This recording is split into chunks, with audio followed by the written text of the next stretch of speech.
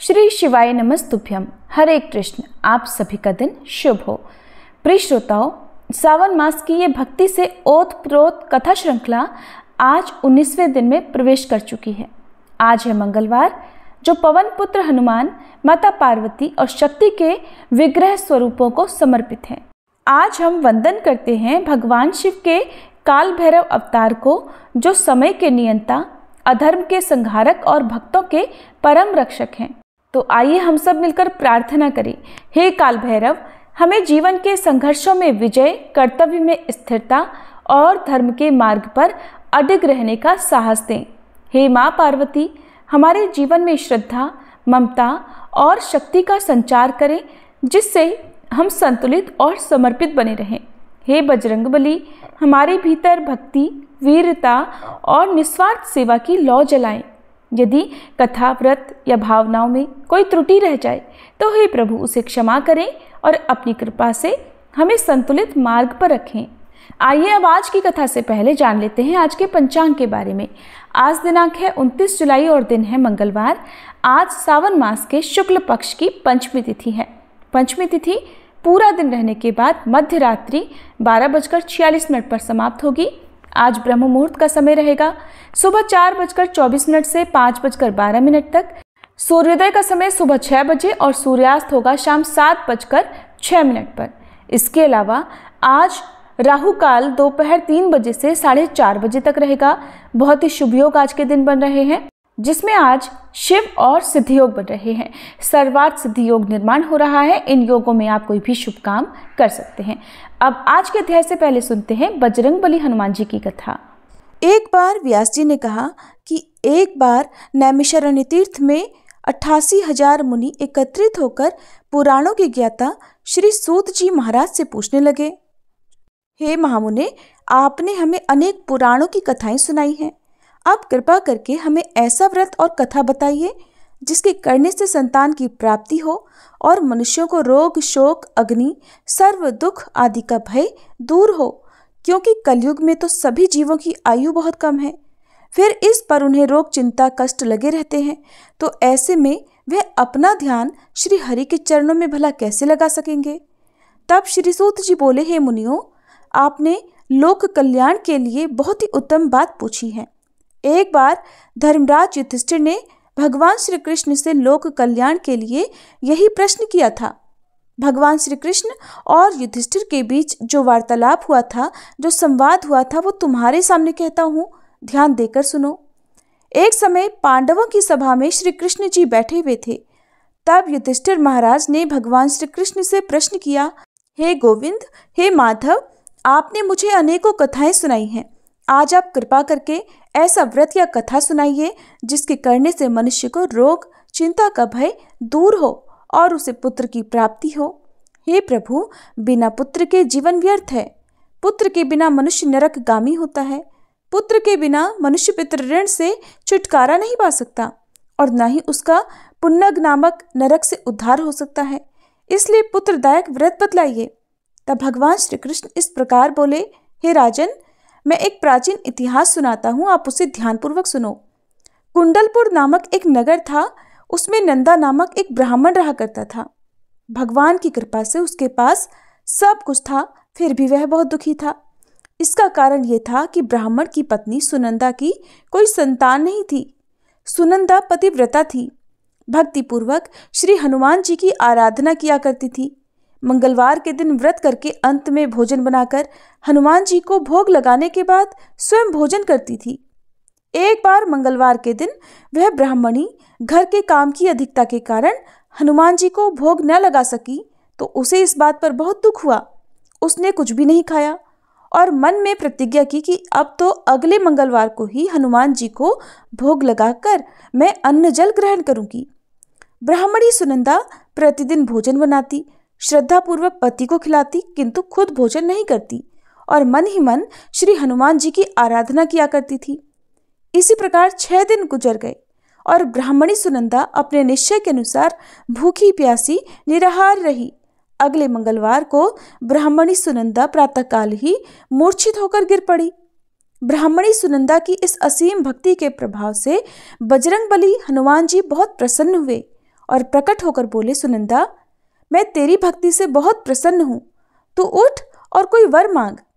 सुनंदा अपने आराध्य देव श्री हनुमान जी को देखकर आनंद की अधिकता से विह्वल होकर श्री हनुमान जी के चरणों में गिरकर बोली, हे प्रभु, मेरी कोई संतान नहीं है, कृपा करके मुझे संतान प्राप्ति का आशीर्वाद दे दीजिए तो आपकी अति कृपा होगी।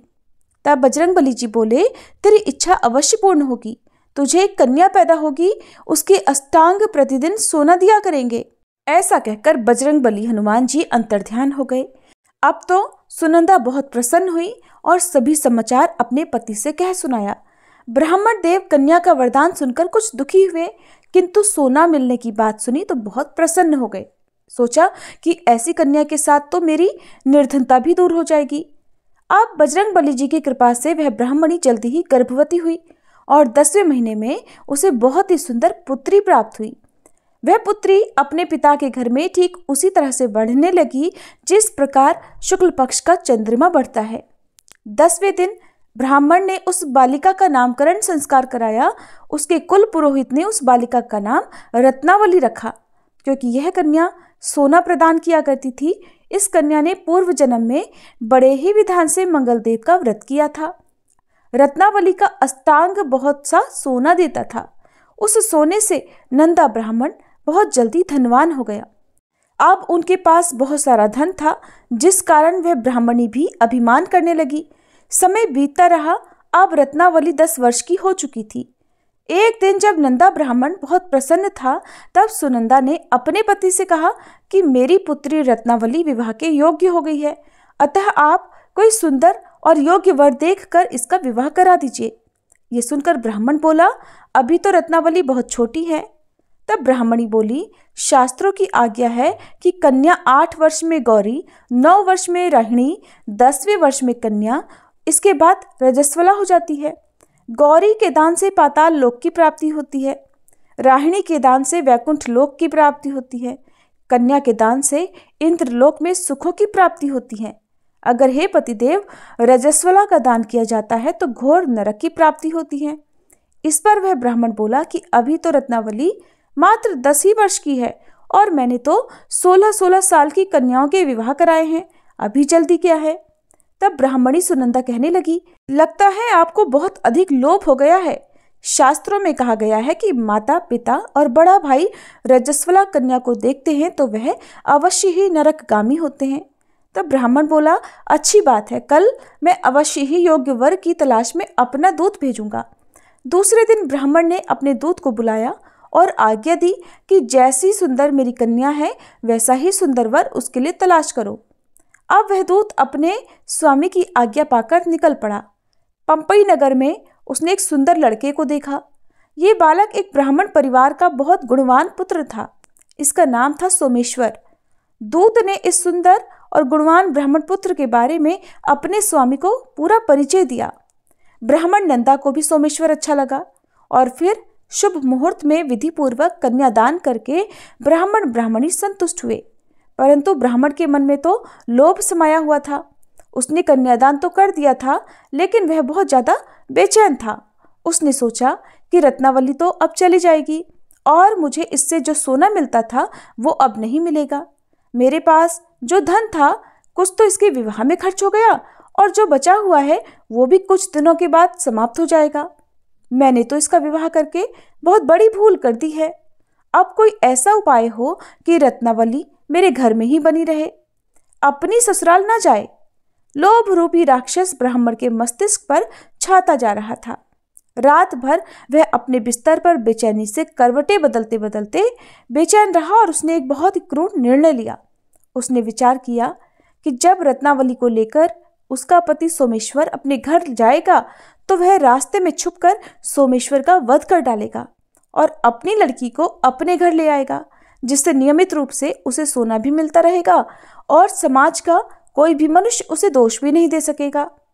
प्रातः हुई तो नंदा और सुनंदा ने अपने जमाई तथा लड़की को बहुत सारा धन देकर विदा किया।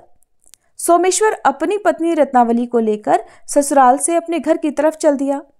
ब्राह्मण नंदा महालोभ के वशीभूत होकर अपनी मति भ्रष्ट कर चुका था। पाप पुण्य का उसे कोई विचार ही नहीं रहा। अपने भयानक और क्रूर निर्णय को अंजाम देने के लिए उसने अपने दूत को मार्ग में अपने जमाई का वध करने के लिए भेज दिया था, ताकि रत्नावली से मिलने वाला सोना उसे हमेशा प्राप्त होता रहे और वो कभी निर्धन न हो सके।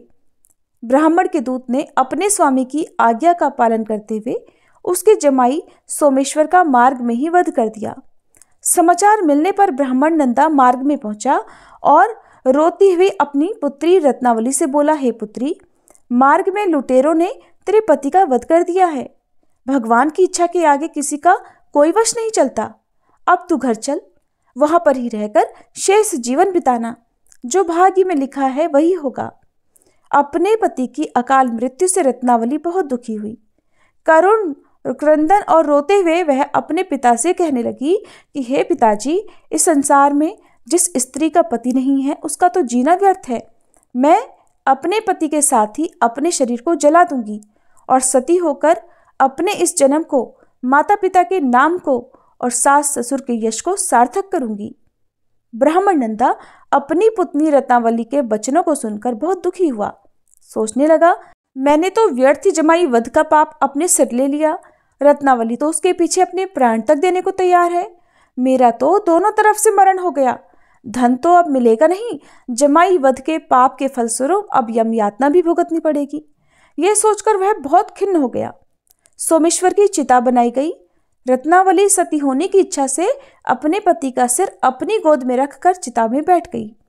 जैसे ही सोमेश्वर की चिता को अग्नि लगाई गई, वैसे ही प्रसन्न होकर मंगलदेव वहां प्रकट हुए और बोले, हे रत्नावली, मैं तेरी पति भक्ति से बहुत प्रसन्न हूं, तू वर मांग। रत्नावली ने अपने पति का जीवन दान मांग लिया। तब मंगलदेव बोले, रत्नावली, तेरा पति अजर अमर है, ये महाविद्वान भी होगा और इसके अलावा तेरी जो इच्छा हो वो वर मांग।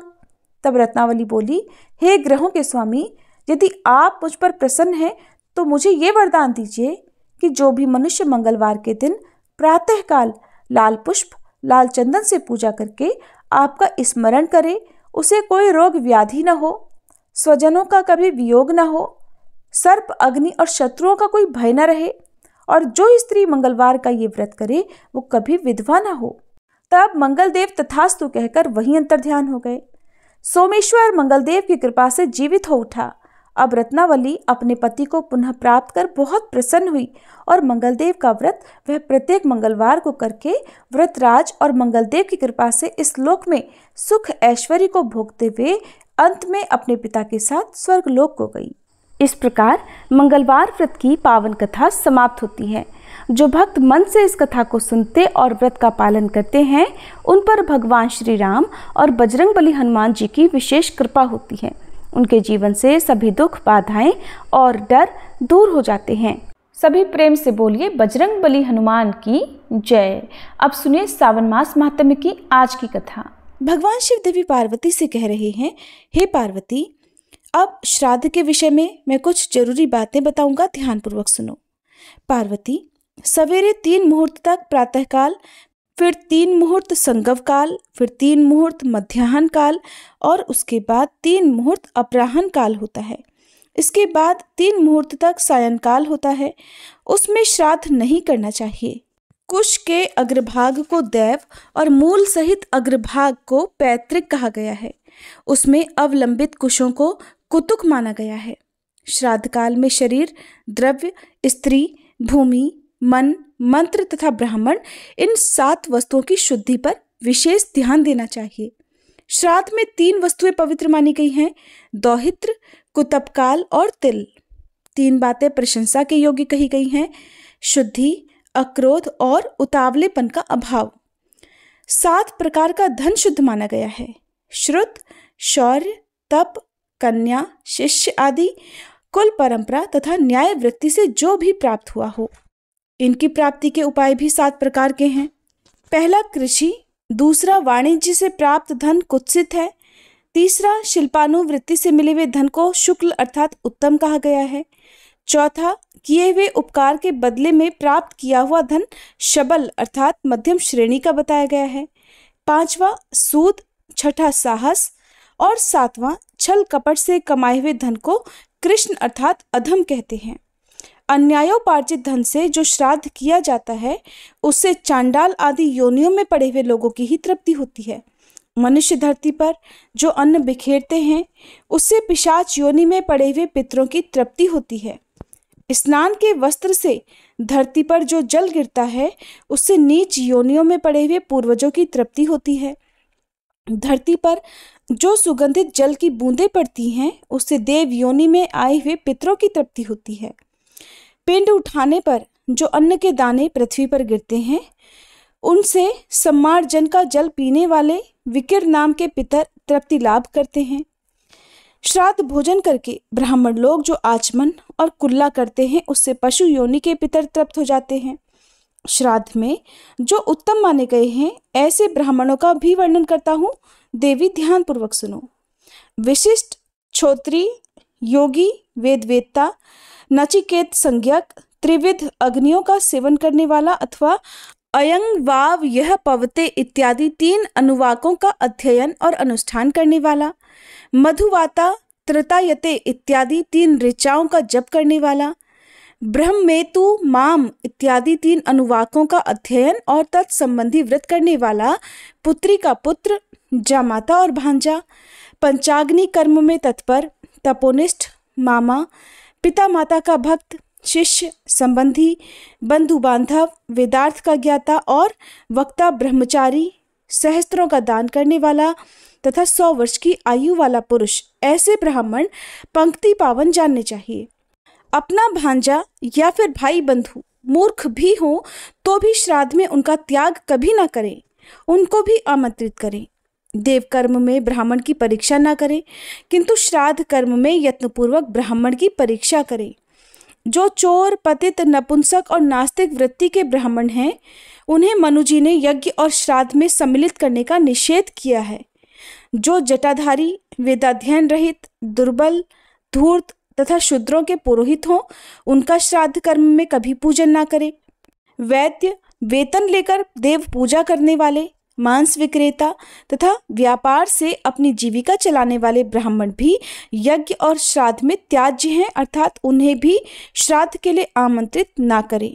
जो गंवार, राजसेवक, बुरे नखों वाला, काले दांतों वाला, गुरु के प्रतिकूल आचरण करने वाला, अग्निहोत्र का त्यागी, सूदखोर, राजयक्ष्मा का रोगी, पशुपालन की वृत्ति से जीने वाला, परिवेत्ता अर्थात अपने बड़े भाई से पहले ही खुद विवाह करने वाला, निराकृति अर्थात किसी अंग से हीन, ब्राह्मण द्वेषी, परिवित्ति अर्थात परिवेत्ता का बड़ा भाई, कुशीलव अर्थात नाचने गाने वाला, अपकीर्णी अर्थात धर्म से भ्रष्ट हुआ, दुःशील, काना, शूद्र जाति स्त्री से संबंध रखने वाला, उढरी का बेटा, जुआरी, शराबी, कोढ़ी, कलंकित, पाखंडी, रस बेचने वाला, धनुष बाण बनाने वाला, बड़ी बहन के अविवाहित रहते उसकी छोटी बहन से विवाह करने वाला, मित्रद्रोही, पुत्र से शिक्षा लेने वाला, मिर्गी का रोगी, घेंघे वाला, श्वेत कुष्ठी, चुगलखोर, उन्मादी, अंधा तथा वेद की निंदा करने वाला, ये सभी ब्राह्मण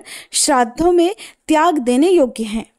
जल के प्रवाह को छिन्न भिन्न करने वाला अथवा उसे रोकने वाला, दूत कर्म करने वाला, वृक्षारोपण की वृत्ति से जीने वाला, कुत्ते से शिकार खेलने वाला, बाज पक्षी से जीविका चलाने वाला, कुमारी कन्या को कलंकित करने वाला, हिंसक, शुद्ध वृत्ति से जीने वाला, आचारहीन, बहुत बड़े जन समुदाय की पुरोहिती करने वाला, प्रतिदिन भीख मांगने वाला तथा मुर्दे ढोने वाला, ऐसे ब्राह्मण यत्नपूर्वक त्याज्य हैं। उन्हें भी श्राद्ध के लिए आमंत्रित ना करें। जिनका आचरण निंदित हो वे अधम द्विज श्रेष्ठ ब्राह्मणों की पंक्ति में बैठने के अधिकारी ही नहीं हैं। इसलिए विद्वान ब्राह्मण देव कार्य और पितृ कार्य दोनों में पूर्वोक्त ब्राह्मणों को कभी सम्मिलित ना करें। प्रत्येक मास में अमावस्या आने पर श्राद्ध करना चाहिए। अष्टका तिथि, सूर्य ग्रहण, चंद्र ग्रहण, विषुव योग, अयनारंभ के दिन तथा सामान्यतः सूर्य की प्रत्येक संक्रांति के दिन श्राद्ध करना चाहिए।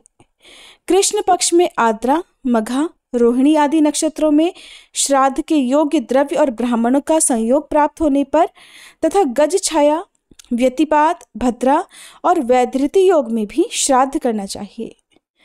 वैशाख की तृतीया, कार्तिक शुक्ला नवमी, माघ की पूर्णिमा और भाद्रपद कृष्णा त्रयोदशी ये युगादि तिथियां मानी गई हैं। माघ मास की सप्तमी को भगवान सूर्य पहल रथ पर आरूढ़ हुए, इसलिए उसे रथ सप्तमी कहते हैं। आश्विन शुक्ला नवमी, कार्तिक की द्वादशी, चैत्र और भादो की तृतीया, फाल्गुनी की अमावस्या, पौष की एकादशी, आषाढ़ की दशमी, माघ की सप्तमी, सावन की कृष्णाष्टमी, आषाढ़, कार्तिक, फाल्गुन, चैत्र और ज्येष्ठ की पूर्णिमाएं ये मनवंतर की आदि तिथियां हैं जो दान के पुण्य को अक्षय करने वाली हैं।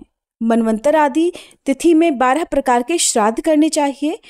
ये 12 प्रकार के श्राद्ध हैं: नित्य नैमित्तिक, काम्य, वृद्धि श्राद्ध, सपिंडन श्राद्ध, पार्वण श्राद्ध, गोष्ठ श्राद्ध, शुद्धि श्राद्ध, कर्मांग श्राद्ध, दैविक श्राद्ध, क्षयाय श्राद्ध और तुष्टि श्राद्ध।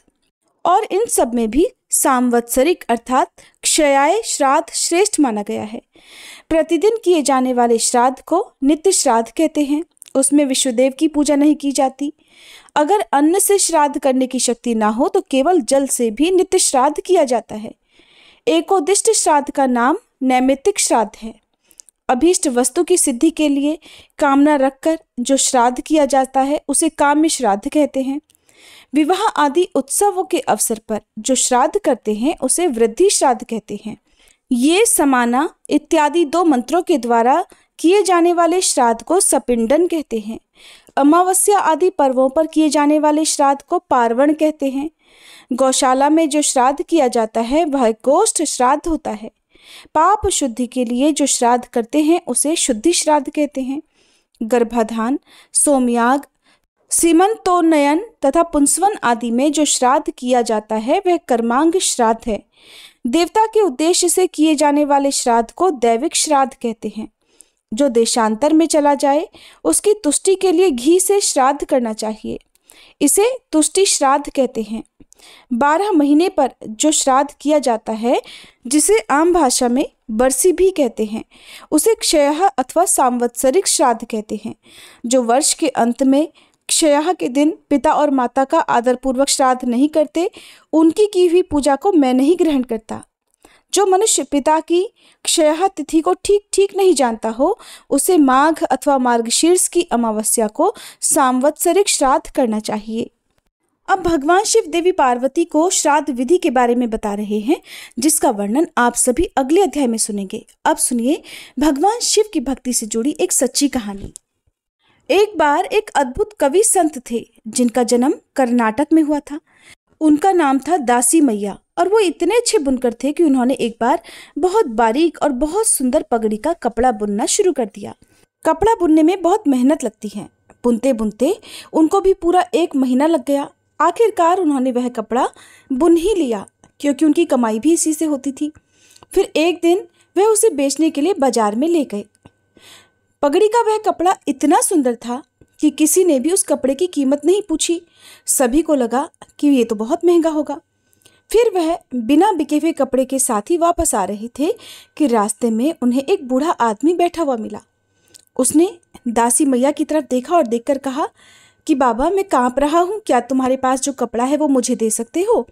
दासी मैया बहुत दयालु थे और उन्होंने वह कपड़ा बूढ़े आदमी को दे दिया जिसे बुनने में उन्हें पूरा 1 महीना लगा था। दासी मैया को लगा कि वह बूढ़ा आदमी ठंड के मारे उस कपड़े को ओढ़ लेगा, लेकिन ये क्या हुआ? उस आदमी ने वह कपड़ा खोला और उसके कई टुकड़े कर दिए।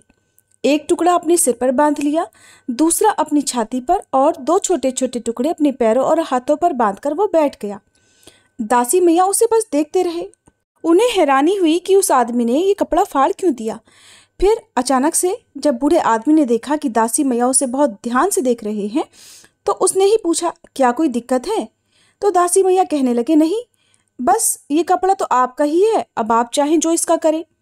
फिर दासी मैया उस बूढ़े आदमी को अपने घर पर खाना खिलाने के लिए लेकर गए, लेकिन उनके घर पर खाने के लिए कुछ भी नहीं था। घर पर आए हुए मेहमान को देखकर उनकी पत्नी बोली कि घर में तो इतना खाना भी नहीं कि आप ही खा सकें और आप अपने साथ एक मेहमान और ले आए। अब दासी मैया बड़े परेशान हो गए। महीनों की मेहनत करने के बाद वो जो कपड़ा बुनते उससे बेचने के बाद जो भी रुपए मिलते उन्हीं से उनका घर चला करता था और आज उनकी मेहनत भी व्यर्थ गई थी। दासी मैया ने सोचा, घर पर आए हुए अतिथि का अपमान करना ठीक नहीं। तब उन्होंने अपनी पत्नी से कहा कि तुम मेरा मत सोचो, मेरे साथ जो अतिथि आए हैं उनका पेट भरना जरूरी है, इसलिए घर में जो भी तिल फूल है उसे ही बनाकर ले आओ। अब भला देर किस बात की थी? भगवान भी अपने सच्चे भक्त को ज्यादा देर परेशानी में नहीं देख सकते। वह बूढ़ा आदमी और कोई नहीं बल्कि स्वयं भगवान शिव थे। उन्होंने दासी मैया की करुण हालत देखी तो वह अपने वास्तविक रूप में वहां प्रकट हो गए। फिर भगवान शिव ने एक मुट्ठी चावल उनके अनाज के बर्तन में डाल दिया। अब वह बर्तन अक्षय पात्र बन गया, यानी जिसका कभी अंत ना हो, जिसमें से जितना भी भोजन मांगो उतना मिलता ही रहे, कभी भोजन समाप्त ही ना हो। फिर तो उस बर्तन में रखा हुआ अनाज कभी खत्म ही नहीं हुआ, वो बर्तन कभी खाली ही नहीं हुआ। अब दासी मैया और उनकी पत्नी भगवान के चरणों में गिर पड़े। देखते ही देखते भगवान शिव वहां से अंतर्ध्यान हो गए। अब दासी मैया और उनकी पत्नी ने उस बर्तन से बहुत से लोगों की मदद की, यानी कि जो लोग भी भूखे होते, जिनके पास पैसे नहीं होते, उन्हें भरपेट भोजन कराते और खुद भी उससे ही भोजन करने लगे। इसीलिए भोलेनाथ को पाने के लिए कुछ ज़्यादा मेहनत करने की भी जरूरत नहीं पड़ती। बस भोले बाबा के प्रति मन में सच्ची श्रद्धा होनी चाहिए, विश्वास होना चाहिए और आपका मन सही होना चाहिए। जय भोलेनाथ। आज के अध्याय में बस इतना ही। अब सुनिए शिव चालीसा पाठ। जय गणेश गिरिजासवन, मंगल मूल सुजान, कहत अयोध्या दास तुम, देहु अभय वरदान। जय गिरिजापति दीन दयाला, सदा करत संतन प्रतिपाला। भाल चंद्रमा सोहत नीके, कानन कुंडल नाग फनी के। अंग गौर शिर गंग बहाए, मुंड माल तन क्षार लगाए। वस्त्र खाल बाघंबर सोहे, छवि को देखी नाग मन मोहे। मैना मातु की हवे दुलारी, बाम अंग सोहत छवि न्यारी। कर त्रिशूल सोहत छवि भारी, करत सदा शत्रुन क्षयकारी। नंदी गणेश सोहे तह कैसे, सागर मध्य कमल हैं जैसे। कार्तिक श्याम और गणुराऊ, या छवि को कहीं जात न काऊ। देवन जब ही जाय पुकारा, तब ही दुख प्रभु आप निवारा। किया उपद्रव तारक भारी, देवन सब मिली तुम ही जुहारी। तुरत षडानन आप पठायऊ, लव निमेष मह मारी गिरायऊ। आप जलंधर असुर संहारा, सुयश तुम्हार विदित संसारा। त्रिपुरासुर सन युद्ध मचाई, सब ही कृपा कर लीन बचाई। किया तपहि भगीरथ भारी, पूरब प्रतिज्ञाता सुपुरारी। दानिन मह तुम सम को नाही, सेवक स्तुति करत सदाही। वेद नाम महिमा तब गाई, अकथ अनादि भेद नहीं पाई। प्रकटी उदधि मंथन में ज्वाला, जरत सुरासुर भये विहाला। कि नहीं दया तह करी सहाई, नीलकंठ तब नाम कहाई। पूजन रामचंद्र जब कीन्हा, जीत के लंक विभीषण दीन्हा। सहस कमल में हो रहे धारी, कीन्ह परीक्षा तब ही पुरारी। एक कमल प्रभु राखे उजोई, कमल नयन पूजन चह सोई। कठिन भक्ति देखी प्रभु शंकर, भय प्रसन्न दिए इच्छित वर। जय जय जय अनंत अविनाशी, करत कृपा सबके घटवासी। दुष्ट सकल नित मोहि सतावे, भ्रमत रहो मोहि चैन न आवे। त्राहि त्राहि में नाथ पुकारो, ये ही अवसर मोहि आन उबारो। ले त्रिशूल शत्रुन को मारो, संकट से मोहि आन उबारो। मात पिता भ्राता सब होई, संकट में पूछत नहीं कोई। स्वामी एक है आस तुम्हारी, आये हरहु मम संकट भारी। धन निर्धन को देत सदा ही, जो कोई जाचे सो फल पाही। स्तुति के ही विधि करे तुम्हारी, क्षमहु नाथ अब चूक हमारी।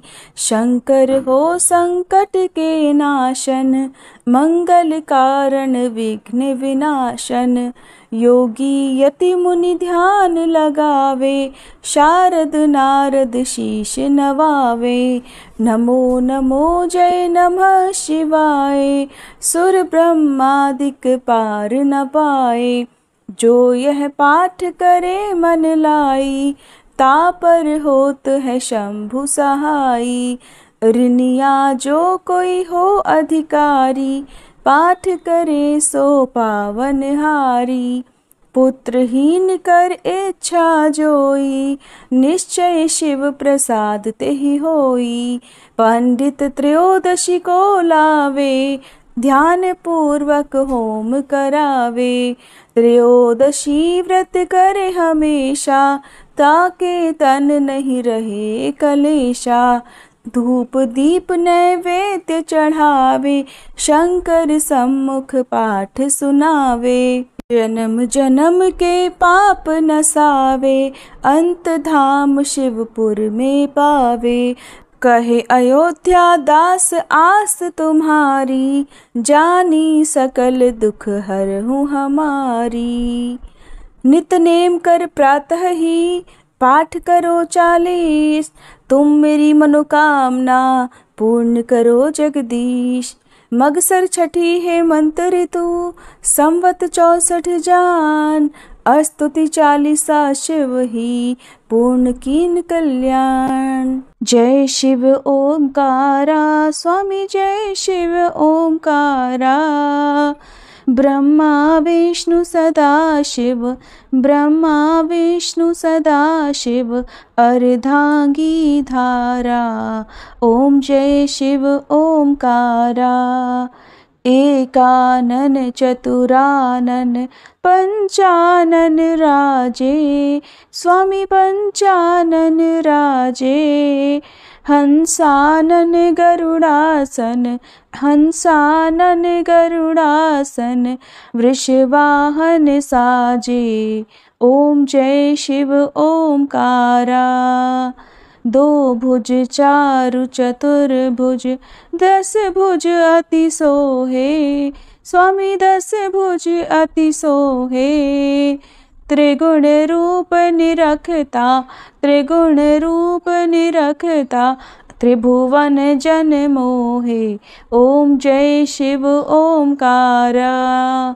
अक्षमाला वनमाला, रुंडमाला धारी, स्वामी रुंडमाला धारी। चंदन मृग मद सोहे, चंदन मृग मद सोहे, भाले शशिधारी। ओम जय शिव ओंकारा। श्वेतांबर पीतांबर, बाघांबर अंगे, स्वामी बाघांबर अंगे। सनकादिक गरुड़ादिक, सनकादिक गरुड़ादिक, भूतादिक संगे। ओम जय शिव ओंकारा। कर के मध्य कमंडल, चक्र त्रिशूलधारी, स्वामी चक्र त्रिशूलधारी। सुखकारी दुखहारी, सुखकारी दुखहारी, जग पालनकारी। ओम जय शिव ओंकारा। ब्रह्मा विष्णु सदाशिव जानत अविवेका, स्वामी जानत अविवेका। प्रणवाक्षर में शोभित, प्रणवाक्षर में शोभित, ये तीनों एका। ओम जय शिव ओमकारा। त्रिगुण स्वामी जी की आरती जो कोई नर गावे, स्वामी जो कोई नर गावे। कहत शिवानंद स्वामी, रटत भोलानंद स्वामी, सुख संपत्ति पावे। ओम जय शिव ओमकारा। ओम जय शिव ओमकारा। स्वामी जय शिव ओमकारा। ब्रह्मा विष्णु सदाशिव अर्धांगी धारा। ओम जय शिव ओमकारा। ओम जय शिव ओमकारा।